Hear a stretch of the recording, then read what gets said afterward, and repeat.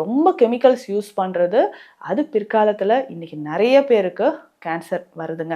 So யூட்ரஸில் cancer வருது, vaginal cancer வருது.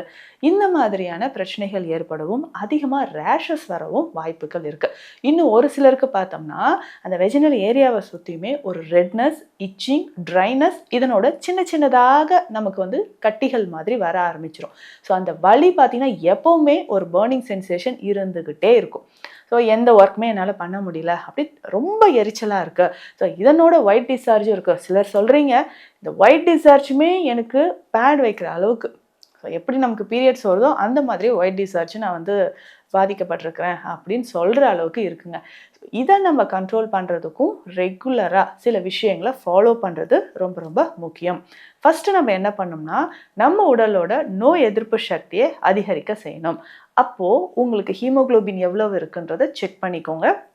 Liver function நார்மலாக இருக்கா அப்படின்னு பார்க்கணும்.